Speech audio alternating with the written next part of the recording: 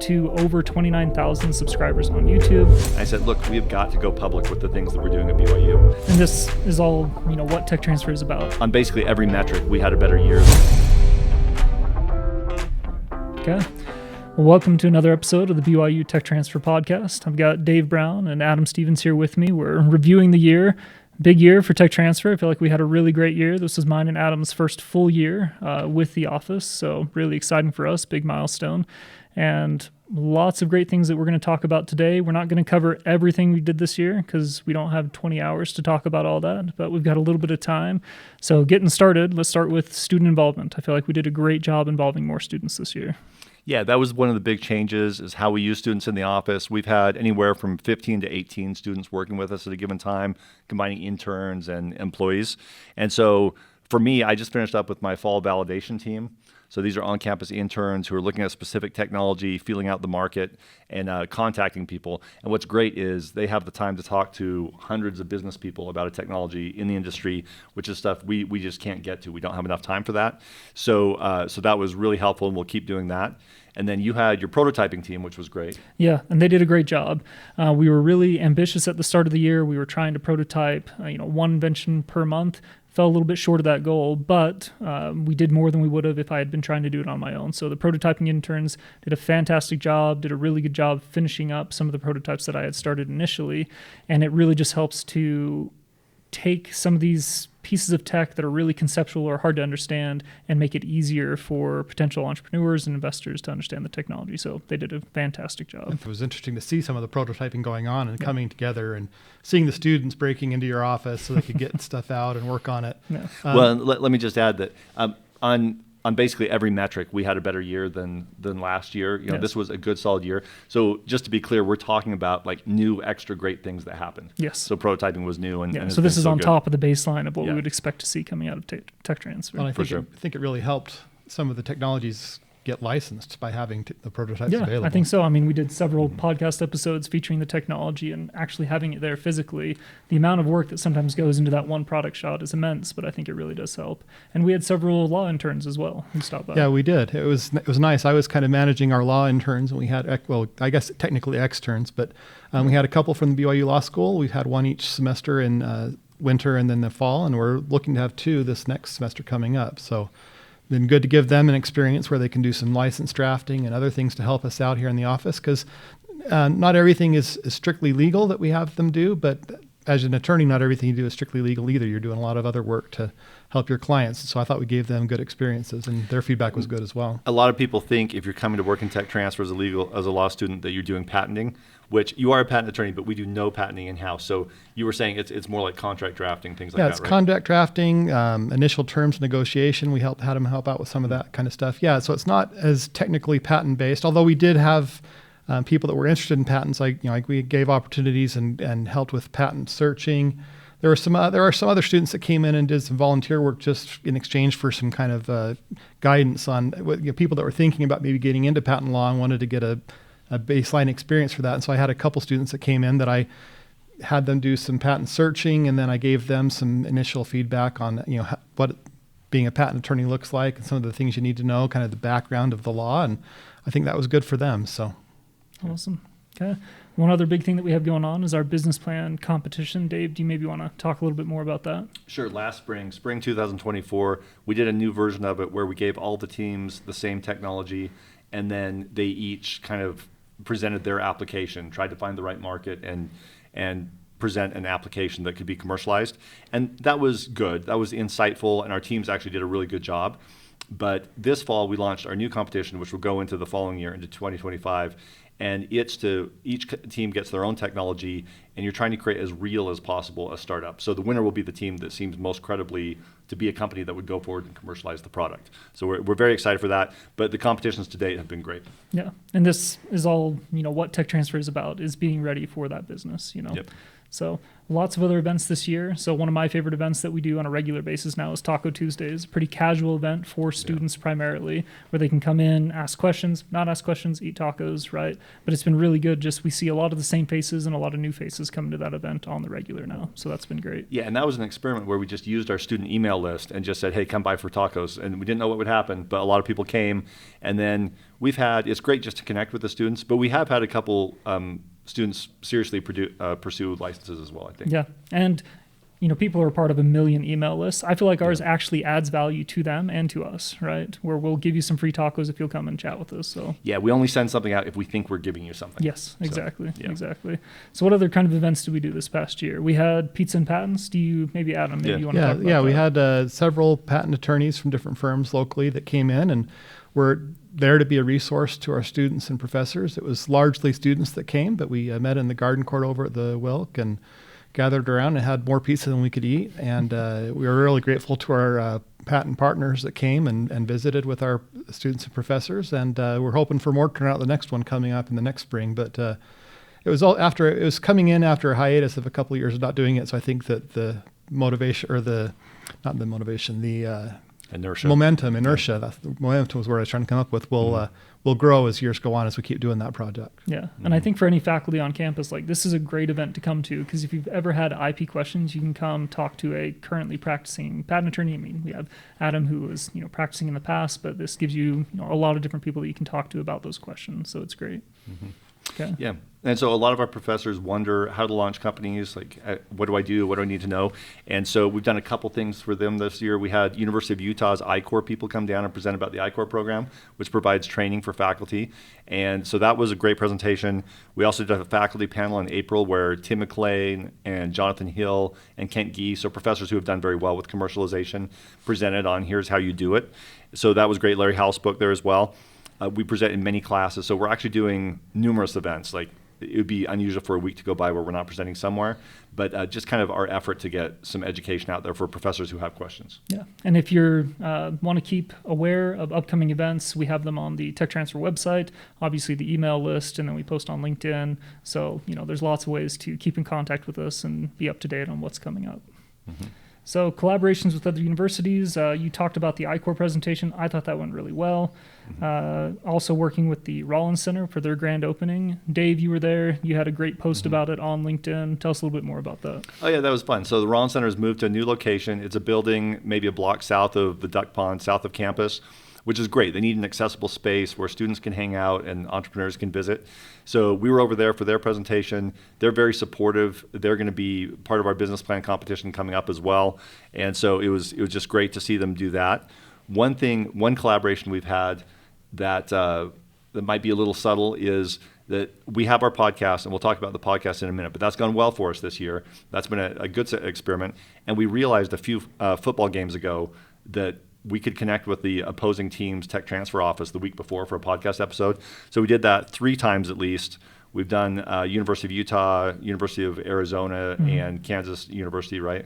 Yes. That's right. Yeah. And those were all great. It's just nice to connect with kind of our collaborators there. Yeah, well, that's awesome. Mm-hmm. And then Adam, do you want to talk a little bit about the SBIR and Life Sciences Roundtable that we attended? I guess we didn't host it, but we were a part of that. Part of that. And it's kind of joined with the Utah Technology, the Innovation Fund. Mm-hmm. That's sponsored by the state, and it's looking to get help small businesses apply for SBIRs. And there's a lot of lack of knowledge still among small businesses about how to do that whole process, and I think the biggest thing is just find the right match you can potentially apply for. And so the office came down and gave the presentations with several other groups as well. And and this is the Utah Innovation Center. We're going to talk about the Utah Innovation Fund, Utah Innovation which is different. Center. But they were both there, actually, I think. They were actually. Yeah. They were both there. But anyway, just a great event to get connection with all of these different organizations that are helping small businesses, particularly startups, get connected with the funding that can help them get over the initial hurdles of getting your business up and running, get your product onto the market, which is especially big in the life sciences area, because there's such a big gap oftentimes between conception and then fighting through the whole FDA and whatever approval process that can take years and years to where you actually start making a lot of money. So having those groups come in and participate with us and connect with our professors and some of the student entrepreneurial-minded students was a great opportunity. Yeah, and I really And we look forward to enjoyed them that. coming again. Yes, we do. And I enjoyed the event because it really painted the picture from, concept ideation of the technology in the university through, funding from an outside fund like the Utah Innovation Fund, and utilizing the Utah Innovation Center in there for some of the intermediate funding like SBIR, STTR funding. So really great event. Yeah. Nice. Okay, Dave, do you want to talk about startups and exits that we had this year? Yeah, so we had a lofty goal for startups this year, and we didn't quite hit that. I think we ended up with 8 or 9 startups launched, which is good. That's a good solid year for any university. I think that's a pretty good year. But last year, when we were starting to look at startup companies at the beginning of the year, we had like 1 or 2 in prospect. This year, we again have a lofty goal for startups, but we have 24 startup negotiations in progress. So we feel like we'll do very well in the coming year. Still, each startup matters, and I feel great about the ones we had. For example, we've done some episodes with like Right Grader, for example. That's a great technology, a great company that's going to get out there and do well. Several of our startups were venture-backed from the start. So these are companies with a high probability of success and really fun to see. Oh, and then there were the actual exits. Yes. You want to go over those? Yeah, so we had at least 3 exits, this year. So do we want to talk about specifically the companies or just the I don't know. There's one technologies? company where I don't know how public they are about it. Okay. So let's say Neuro-ID I know is public because Experian acquired them. So Right. it was a big deal. It was in the news. The number's not public. Well, it might be by now, but the name is out there. And then the other 2, I just don't know if they're public or not. But Yeah. they're 3 very different types of exits. Yes. But in each case, they were acquired by an investor. And for most entrepreneurs, that's success. So we like to see that. And for some of these are, maybe venture studios or funds that may come back for additional technologies in the future. Yeah. And I feel like we're doing a good job, making it easy for them to work with us, in transferring the Absolutely. technology and being flexible in what's important to them when it comes to terms for an agreement. Yeah, So, I totally agree. Yep. yeah. Okay, we're to the podcast growth, so really excited. We've all been a part of it. Obviously, we're still not experts. This is what podcast will this be for us? This has got to be like number 85 or Yeah, so. so we've been doing it for a while. Yeah. Still not perfect, still improving, but up to over 29,000 subscribers on YouTube. Feel that's hugely successful. We're tying that into some of our other social media to continue to expand our outreach and our growth. And I will say, as the year went by, more and more people told me that they knew who we were, which is great. That's huge improvement, and that they loved what we were doing on social media. So we're going to continue to do that, continue the outreach. But for this year, I feel like that was a huge success for us.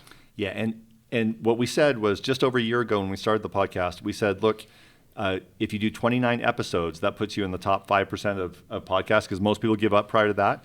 So we're just going to either do 0 or 29. Should we do 29? And we said yes. And by the time we had thousands of subscribers, and it just was clearly a good thing to do. But I've had the same experience where people will talk to me about things they've heard us say, which is nice. Yeah, awesome. And the goal, of course, is to get technologies out in front of people. This is a tool to do that, and like Yes. we discussed, it's working. Yeah, I don't think any of us really, came into this expecting to host a podcast on any kind of regular basis. But the end goal is to get more technologies out there into the space. And it's been incredibly helpful as people come in asking about technologies. If we've done the podcast, I just send them a link. They can watch it. We answer most of their questions right there. Makes it really easy to have the next conversation. Yeah, one thing I wanted to never do in my life was be on video in public. But to do what we want to do, we just had to do that. Yes. It's like I was talking to some faculty a while ago, and I said, look, we have got to go public with the things that we're doing at BYU. Our professors are doing amazing things, and our companies are doing amazing things, and the best way we can see to convey it to people is just to be out there talking about it. Yeah, Right, absolutely. and from my another perspective that I've seen is it's been an opportunity for us as an office to interact more with professors and with students. Yes. We've had students involved in some of the editing, particularly the shorts. We've had professors come on the podcast. We've had students on the podcast. We've had students on the podcast. We have licensees. So we're getting extra connections between our licensees and our professors and our students. So it's really been a positive experience all the way around, I would say, for all of the goals that we have as a university to support students and the professors from just our little office. Yes. Yeah, and we've tried plenty of things that have failed, but this one, the reason we've stuck with it is because it's succeeding in all the ways you just mentioned. Yeah, absolutely. And speaking of, trying lots of different things, we've incorporated a lot of different AI tools into our office this year.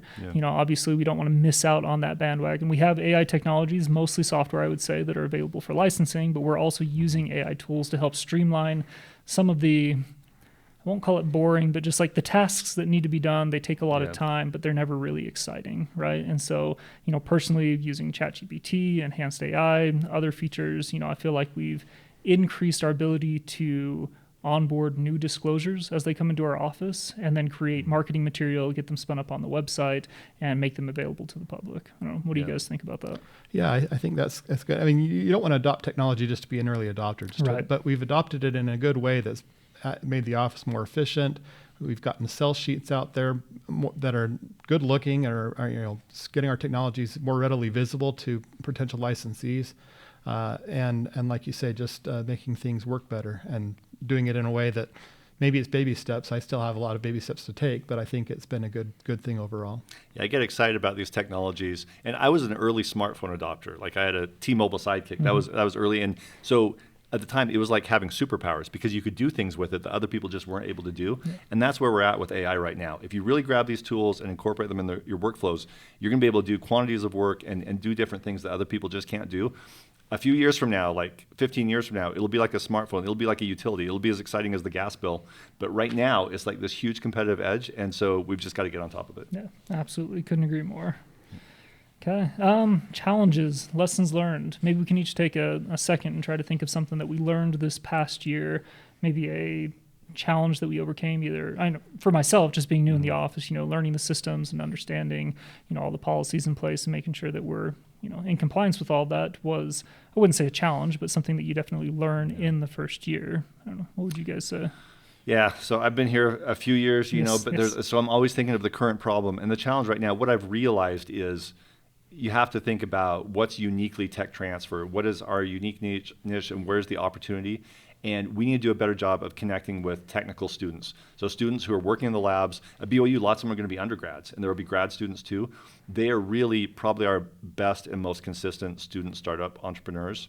And the entrepreneurship students have lots of opportunities. They can license from tech transfer or not, but the ones that are like core to us are those technical students.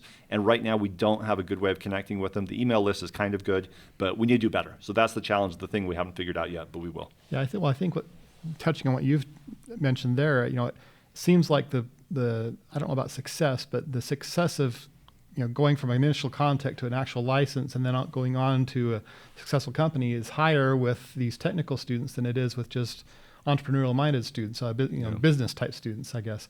And for me, one of the things I've been thinking about is how do we connect maybe our technical students with some of our entrepreneurial students, that maybe they could go hand in hand, because really very few businesses succeed as a solo person running by themselves. So you really need someone that can be the technical person, someone that can be the business person. And I think that in my mind, one of the challenges is to kind of get some of these people connected in a way that lets them work together and create a student entrepreneur or student startup that can then really run with it and go, because it's usually teams that really succeed. So we experimented with that a week ago, right? We had this lunch where we just took a segment of our list. We just had 11 students from our list come, and they were roughly half technical students and half business students, and had them just sit in the room and eat box lunches and talk for an hour about their business ideas. And they loved it, and it was a great time. We just kind of left them to do their things.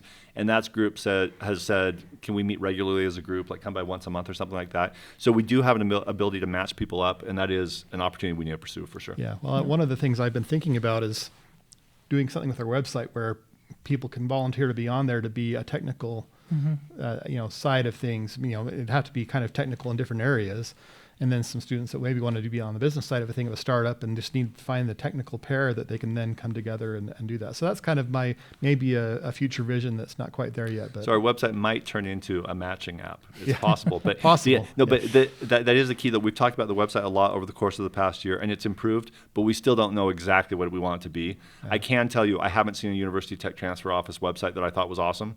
So no one's quite figured it out, in my opinion, so we're going to keep working on that. Yeah, and ours has improved by quite a bit in this past year. Yes. And traffic has improved. Yes, and to your comment earlier about adding value to our email list and the different things that we're doing, we've been holding a lot of events and we've had good attendance, always hoping for better attendance as we continue to go on. But I think that we never hold an event that doesn't provide value to the attendees, Yes. right? We're not just here for a little bit of rah-rah and get people in the room. No regular meetings, nothing like that. Right, exactly. And so that's just something to keep in mind. As you see us host events, understand that the only reason we're hosting it is because we believe it truly provides value to those we are inviting to come to it, or else we wouldn't have it, right? We would cancel and move on to something else. So Absolutely. anyways, just keep that in the back of your minds. Good. So, okay, let's see. Student engagement. We talked a lot about student interns. Oh, can I talk about a couple of partnerships that are new this year? Absolutely. So one thing that's come along, they came around just over a year ago, but Utah Innovation Fund is kind of a new player on the scene that has been great for us.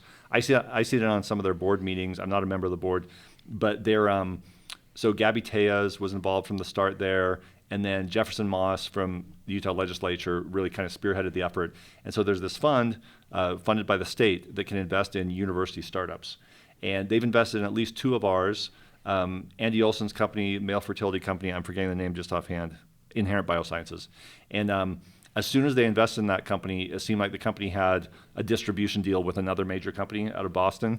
And then with DJ Lee's company, Authentiface, which we've talked about on the podcast, two-factor authentication for facial recognition, as soon as they sponsored that company, he had the right CEO. So I'm just saying the fund isn't just giving people money. They're providing really good connections and helping companies succeed. So I see them as a major new player that's helping us out. And then we talked about the Utah Innovation Center. I know I had one other in mind. Who else were we going to mention? iHub. Oh, for yeah. sure. Yeah. Right, so this is iHub. Corbin Church. Yeah. They started this last year. They've moved locations, but now they're really close to campus. I mean, within walking distance, honestly. Yeah, just west of Yes, campus. yes. And so it's a startup incubator. I believe we have a couple startups who are over there working with Corbin and kind of his team. They connect you with mentors. They bring in some legal counsel to help give advice. They bring in some accounting teams to help with some of your early accounting as a startup. If you are a startup, especially a student startup, this is one of those organizations that if you're not a part of, you should at least be aware of and be attending some of their networking events. Yeah, and most accelerators will take a chunk of the company. Mm-hmm. But this, I won't say their percentage in case they don't say it publicly. I don't know, but it's tiny. It's organized as a nonprofit, and the amount of interest they take out of the companies is just tiny. Yeah. And so it's a really good deal. Mike Alder, my predecessor, former director of our office, is a mentoring director over there. So they're just doing all kinds of great things. Corbin's a licensee of ours. He's the Sign Classes licensee, I think we mentioned. And so He's also teaching here on campus. he's an adjunct as well. Yeah. Yeah. So really a force for good over there. And to Adam's point earlier, like rarely are you going to be able to start and run a company on your own. This is a great place to fill in those other pieces that you need to really help scale your company. So, Yep. Yeah. Totally. okay. Oh, we mentioned Utah Innovation Fund, but we also have, I've been encouraging BYU students to apply to be interns there. Mm-hmm. If BYU students want to get involved in venture capital, and a lot do, it's hard. You think, how do I get into the VC world if I don't have a family friend or some kind of connection like that? Go intern for the Utah Innovation Fund. That's a great chance to work with a lot of people who really understand venture capital, and there are a lot of students from BYU taking advantage of it. Yeah, and that is one thing that we're happy to do is make some of those introductions for people, right? And so if you are interested, stop by, have a chat with us. We can make a few introductions and get you pointed in the right direction. No sure. promises, though, on how it ends up for you. Yeah, odds are good. Okay, media and publicity and med school announcement. I mean, we've talked about that several times on the podcast. This is huge for us. You know, most universities that have a med school, at least half of the disclosures are coming from the med school. So we're really excited about that when that actually comes to fruition here in the future. Yeah, and the med school announcement came in July, so that was probably the biggest single news item of the year for us. And it was announced by the First Presidency of the Church. This was not a statement put out by the university. And so President Nelson announced that we would have a medical school and that it would have a humanitarian bent to it that is going to try to solve problems for people all over the world. So we're just looking forward to that, and we'll see how it unfolds. I'm sure we're a few years from having it up and running, but we're getting ready for that, and we will be ready when it gets here. And I think one of the big things that we've talked about as we look forward to getting ready for that is making sure that we do not leave behind any of the people that we're working with and helping right now. That we still give the same level of service to our engineering, our life sciences, our general sciences, software, and any other entity on campus, that they still have the same access to tech transfer and the same support and the same licensing efforts in 2 or 3 or 4 or whatever the number of years is when the medical school opens. that they do now. Yes. Right. And that's a challenge that we're looking forward to embracing and making sure we can have happen. And I think preparing for, that all of Yeah. this will be in addition to what we're already doing, not in replacement of, so. Well, and this is why BYU, we're one of the few schools, maybe the only school, that has a separate creative works department. And the reason for that is so that professors who come up with creative works, so those could be like videos or music, things like this, that they get commercialization attention. Because at most universities, that would be part of tech transfer. And those are less lucrative, usually, technologies than kind of the hard science technologies, so they get less attention.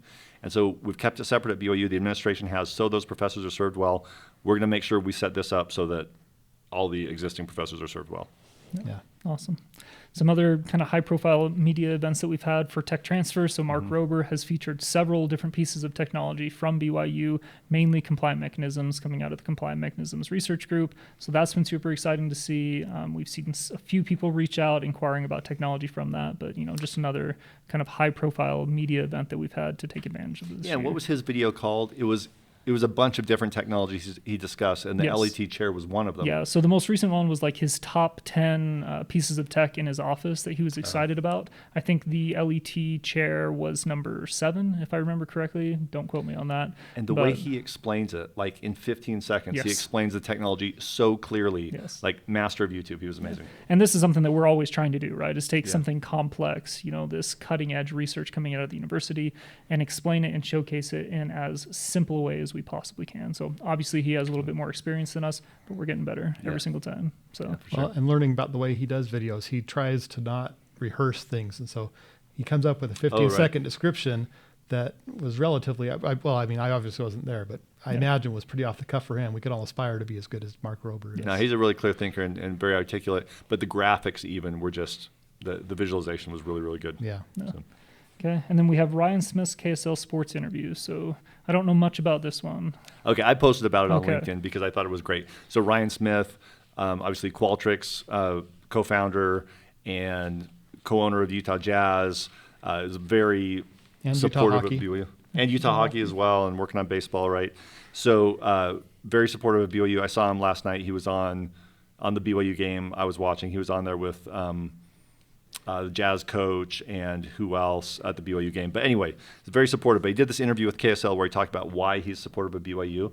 And he talked about, I'm going to forget some of the details, but his dad worked here and was an inventor. And they had a family crisis. I believe his mother had cancer, but I'm not remembering the details possibly. But they went through this very difficult time. And he said, listen, BYU is the best employer, and I'll always feel loyal to them and do anything I can to help. And I love that. I love the sentiment. But then I also love that he completely follows through on that, is great. And so the takeaway for us is, he's very high profile and fantastic, but we have many, many alumni who are supportive and want to support our inventors and getting technologies out there, want to come licensed from the university. So we just have this great audience to work with. Yes, and that's something that we're committed to continuing to foster, right? That experience when you come to BYU and interact with tech transfer specifically. We want you to not only interact with us once, but time and time again, as there's additional technologies coming through. Yeah. Yep. Awesome. Okay, future goals. We're getting close to wrapping Before we it get up. to that, Yeah, I go also ahead. don't want to forget our Student Innovator of the Year competitors Oh, yes. taking tech transfer technologies and took second place, right? Yeah, Salt Saltblock did. Yep. And we saw several other of our technologies there, including the one that won worked with us quite a bit as well. Yeah, that's Ryan Hagerty's company. Is it Spot Parking? Yeah. Parking AI tool. So they didn't win, but they were working, or they didn't license one of our technologies, but they were working a lot through us and getting help from us as well. So Okay, but do the Mark Rober here, like Saltblock, what are they about? So Saltblock's all about taking land that is too salty typically to plant crops on and doing a combination of bacterial on the applications on the seeds and or on the land itself, so that you can then grow crops on those fields that you normally wouldn't be able to. So it creates a huge increase in what can be grown in different places. Yeah, so Tucker Bateman and his team, this is a student startup. They've licensed that. These are technical students mostly, and that's a change the world technology. We hope they do really well. Yeah. Awesome. Okay, moving on to some future goals now. So first one, I'll talk about this, scaling the podcast. I think we've done a great job this year.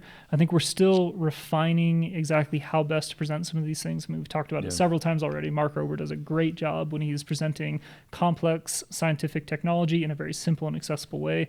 We are going to continue to do that and leverage that with other social media, specifically LinkedIn, to continue to get new technologies that come into our office out into the market. So that's a huge goal for us this next year. Totally agree. Okay. What else do we have top of mind? Let's see. We talked about the startup pipeline a little bit, but there's all kinds of licensing we do. Most of our licenses don't go to startup companies. They're more established companies, and that's fine and great, and we appreciate those partners. But there's been a huge shift in our industry towards licensing the startups over the past decade, and you've seen it dramatically here, and we want to pursue that even further. So yeah, absolutely. Okay. Yeah. What about patent strategy, Adam? What thoughts do you have there? I think that for me the biggest goal is to get licensees sooner so that they can make those decisions. I'd much rather have them make the decisions on patenting than us, because the three of us, our idea of what's going to be a success, I think we all know, is not matched up perfectly with reality. And so the earlier we can get licensees in and get them licensing the technology and let them make the decisions to make sure that the patent strategy matches up with the marketing, matching up with what will be the ultimate end product is a key thing. And it's better when it's not in our hands. It's when it's in their hands. Nice. I know we need to wrap up in a second, but that recruiting AJ DeBansa to the basketball team, the number one recruit in the country. It's been very exciting to have him sign on with BYU. But people have been posting online Provo, all caps PRO, because our team is largely staffed by former NBA people. Yep. And so I think the whole campus is going pro in different ways, some more visible than others. The basketball team you can really see out there, but we are definitely trying to do exactly the same thing in tech transfer. We have a team that we've pulled completely from industry, and we're trying to do innovative things and kind of reinvent tech transfer, and long way to go, but it's going well. Yeah, and I would hope in the next couple of years, that we could be at the forefront, if not leading in our industry when it comes to metrics like startups and, patents filed and all those types of metrics that are important for long-term success. So yeah, while being transparent. The goal is not to lead anyone else. I want the whole industry to do really, really well. Right. But we're going to make sure that we're improving in all kinds of areas. Yeah, absolutely. Okay, last question before we're done. Who was your favorite podcast guest or episode this year from each of us? Adam? Ooh. I'm gonna have to think about that one. Okay. So I've got mine locked and loaded. We'll come back, but the one that I like the best is probably one of our technology features. Surprise, I'm in it. So, but it was the corn crop technologies. It's still available. It's fantastic technology with Dr. Doug Cook. We had our prototyping interns worked on it. I worked on it a little bit. It's just lots of really cool technology that all came together. I thought it was a really great episode, so that was one of my favorite this year. And the prototype's so good. That's a real I think so too, yes. It's one of the pieces of engineering technology that is probably the closest to being market ready that we have right now. Absolutely. So, you got it, or should I go? No, I don't think I'm going to come up with one, so I'll leave it to you. Okay, perfect. I'll do two. Yeah, one is I just talked about how we need to go pro. And Corinne Clark, when I interviewed her, she's so impressive. Yes. It was a really, really fun interview. But at the end, she said, hey, I'm happy to do this. I just love BYU. And she said, and we've just got to be better. I was like, yes, exactly. That's what we're all working on. So I love that sentiment. And then for pure fun, I was driving home from work one time, and I was listening to Masters of Doom, the audiobook about creating the video game Doom. And they told this story about Sandy Peterson, one of the original game designers who was a BYU graduate. And so I thought, I wonder if he would come on the podcast. So I just got on LinkedIn and messaged him. And he just happened to be moving to Provo at the time. So he came on here, and he was a really fun interview. Yes, very entertaining interview as well. So, okay. Well, thank you so much. Great year, honestly. It's been super fun. And 2025 is going to be even better. Absolutely.